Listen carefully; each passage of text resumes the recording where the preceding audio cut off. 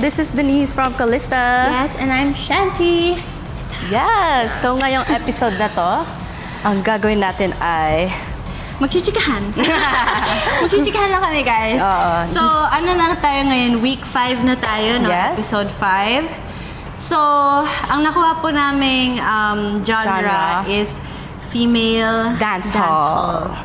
So, it's women empowerment for the girly energy. Yes. So, first time kong matatry itong dance hall and grabe yung yung pagod. Actually, kakasayo lang po namin ngayon. Hanggang ngayon, di nyo ba nakikita yung hingal ko? Parang, Naghahabol pa yan siya. Oo. Ganito po pala kahirap yun kasi talagang super powerful ng dance. Mukha siyang madali pag pinanood nyo. Pero grabe yung power talaga na binibigay namin. And yung talaga yung range, yung kailangan na range namin ni Shanti, yung energy din talaga. Oo. Kailangan mag-connect kami, no? Yeah. Nung recent lang, parang may mga aesthetic na photo. Tapos ako, ganyan. Tapos sinasalit ko lang siya, ganyan. Tapos etong post ko na to kasi, ito, yan.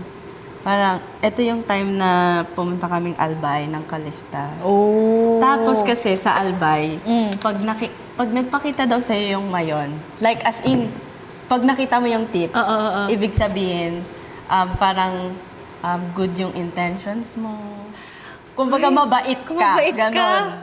So, depende kung magpakita sa'yo yung mayon. So, ibig sabihin mabait ka kasi Diba? kita. As in, first time lang namin yan. As in, pagka-land namin, tapos nung nakita namin siya sa airplane, sabi namin, Kitang-kita nyo. as in, Shucks. nagpakita siya sa amin. Parang kailangan ko pumunta ng Tapos nung Albay. Albay din, nung mismong performance namin, Ah. una, yung cloud sa mayon. Tapos nung nagpa-perform na kami, biglang nawala. Tapos nagpakita ulit siya. Uy! Magandang sign yun. Magandang sign yun, guys. Guys, okay. Ikaw, Ako, ano naman share mo dyan? Siguro yung isa sa mga favorite ko na posts, yung mga Lapilus pictures namin.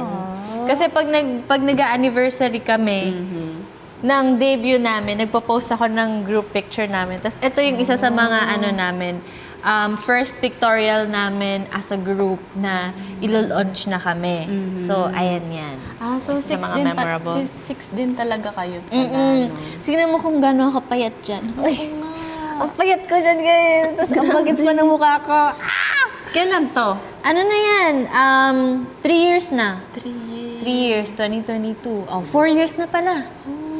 4 years na siya. Parang halos sabay din pala yung group din natin talaga siya. Magka-edad yung group natin.